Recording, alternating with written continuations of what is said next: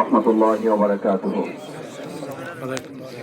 আমাদের অত্যন্ত শ্রদ্ধাভাজন মরহুম আবু নাঈম মল্লিক ভাইয়ের জানাজায় উপস্থিত পরিবারের শোক সন্তপ্ত সদস্যবৃন্দ, এলাকার শোকাহত সম্মানিত মুসলিয়ান ইকরাম, আমার শ্রদ্ধাভাজন মুসলি ভাইয়েরা, রোজাদার ভাইয়েরা, প্রথমেই মহান আল্লাহ সুবহানাহু ওয়া তাআলার দরবারে আমাদের অত্যন্ত পরম প্রিয় মানুষ, সমাজসেবক, সমাজের অগণিত মানুষের খেদমতে যিনি নিজেকে নিয়োজিত করেছিলেন, মরহুম আবু নাঈম মল্লিকের জন্য দোয়া করি আল্লাহ তাআলা পবিত্র মাহে রমাদান উপলক্ষে তার জীবনের সমস্ত গুনাহ মাফ করে দিয়ে তাকে যেন জান্নাতবাসী হিসাবে কবুল ও মঞ্জুর করেন। সম্মানিত মুসলিয়ান ইকরাম, আমরা এখানে যারা উপস্থিত হয়েছি আমাদেরকে এটা মনে রাখা উচিত, সালাতুল জানাজা আমাদেরকে প্রথম শিক্ষা দেয় যে আপনার আমার দুনিয়ার বহু পরিচয় এগুলো কোনো কাজে আসবে না বিশ্বাস বন্ধ হয়ে যাওয়ার সাথে সাথে। দেখেন, মরহুম আবু নাঈম মল্লিক ভাইয়ের এখন বডিটা, ওনার কফিন যদি এখন নিয়ে আসতে বলেন, আপনারা কি বলবেন যে মল্লিক সাহেবের কফিনটা নিয়ে আসেন?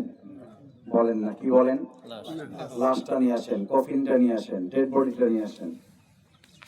ডক্টর শফিকুল ইসলাম মাসুদ মারা যাওয়ার পর নিশ্চয় বলবেন না এমপি সাহেবের কফিনটা নিয়ে আসেন, বলবেন না। সুতরাং এই সমস্ত দুনিয়ার পরিচয় আমি অনুরোধ করি আপনাদের, ভবিষ্যতে আপনারা আমার জন্য খেয়াল রাখবেন। আমি বলার চেষ্টা করি যে আমাকে এইসব এমপি, ডক্টর, জামাত, অমুক দল এসব বলবেন না, আল্লাহর রাস্তায়।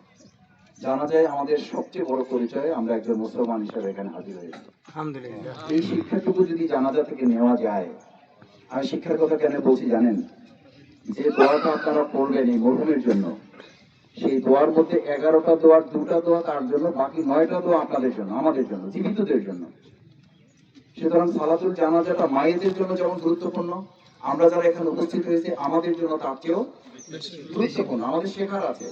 মরহুম আবু নাঈম মল্লিক ভাই আর এখান থেকে শেখার কিছু নাই, ওনার চ্যাপ্টার ক্লোজ। ওনার জন্য দোয়া করতে হবে, আল্লাহ তাআলা ওনার সমস্ত আমলগুলো যেন কবুল করেন। আমিন।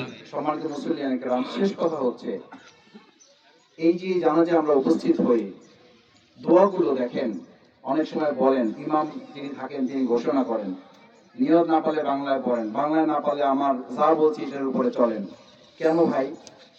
আপনি তো জমি জমা হিসাব সব পারেন, আমি তো ব্যবসা বাণিজ্য দুনিয়া সব মাথার মধ্যে ঢুকেছি। 4টা দোয়া পড়তে হবে, 4টা দোয়া আমরা কয়জন পারি আমি জানি না, সবাই জানেন আমি আশা করি, কিন্তু তাও ইমামকে বলতে হয়। যারা 4টা দোয়া পারেন বলবেন, যারা একটা পারেন বলবেন, যারা 2টা পারেন বলবেন, যারা পারেন না তারা সুবহানাল্লাহ, আলহামদুলিল্লাহ, আল্লাহু আকবার, আস্তাগফিরুল্লাহ বলবেন। কেন ভাই? এত কিছু দুনিয়ার মাথার মধ্যে ঢুকাতে পারলেন। আল্লাহ তাআলা নিয়ামত হিসেবে আপনাকে যে ব্রেনটা দিয়েছেন, আপনি মায়ের সামনে দাঁড়িয়ে তার জন্য দোয়া করতে পারবেন না। আপনার মায়ের কফিন রেখে আপনি 4টা দোয়া পড়তে পারবেন না। আপনার বাবার কফিন সামনে রেখে আপনি 4টা দোয়া পড়তে পারবেন না। আপনার সন্তান মারা গেলে আপনি সন্তানকে সামনে রেখে 4টা দোয়া পড়তে পারবেন না। আপনার স্ত্রী মারা গেলে স্ত্রীকে সামনে রেখে 4টা দোয়া পড়তে পারবেন না। আমি শফিকুল ইসলাম মাসুদ এর চেয়ে আমার জীবনে বদনসিব আর কিছু হইতে পারে? আমি আপনাদের অনুরোধ করি আল্লাহর হস্তে, যদি আজকে এই মুহূর্ত পর্যন্ত শফিকুল ইসলাম মাসুদ এই 4টা দোয়ার একটা দোয়া আমার ঘাটতি থাকে, তাহলে আজকে বাড়িতে ফিরে সবার আগে সর্বপ্রথম এই 4টা দোয়া মুখস্থ করার সিদ্ধান্ত আমাদের নেওয়া উচিত। এই আহ্বানটুকু আপনাদের কাছে করে, শুধু দোয়াটা মুখস্থ করবেন না, অর্থটাও কি জানেন?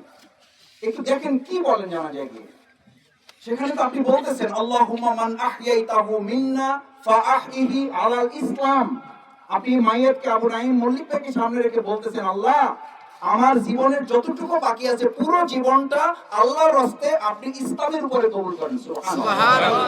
আপনি কফিন সামনে রেখে আল্লাহকে বলতেছেন, ইসলামের উপরে কবুল করেন বলতে এখান থেকে গিয়ে যদি আমি আবার ইসলামের বাইরের জীবন যাপন করি, তাহলে এই দোয়া পড়ে কি লাভ হচ্ছে? ওয়ামান তাওয়াফাইতাহু মিন্না ফাতাওয়াফাহু আলাল ঈমান।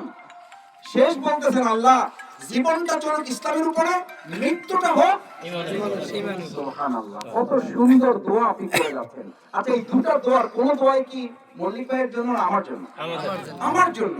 আসুন মুসলিম ইকরাম, মল্লিক ভাইকে আল্লাহ তাআলা রমাদানের মতো বরকতপূর্ণ সময়, জুমাবারের মতো সময় এত সুন্দর আল্লাহ তাআলা তাকে মৃত্যু দান করেছেন। আমার মন বলে আল্লাহ তাআলা তার সমস্ত এবং এই উসিলায় কিয়ামত পর্যন্ত তার আযাব মাফ করে দিয়ে তাকে যেন তার হিসাব নিকাশ সহজ করে তার মাটির বিছানাটা জান্নাতের বিছানায় পরিবর্তিত করে অন্ধকার কবরটাকে আরশে আজিমের নূর দিয়ে আলোকিত করার ব্যবস্থা করে দেন। আমিন।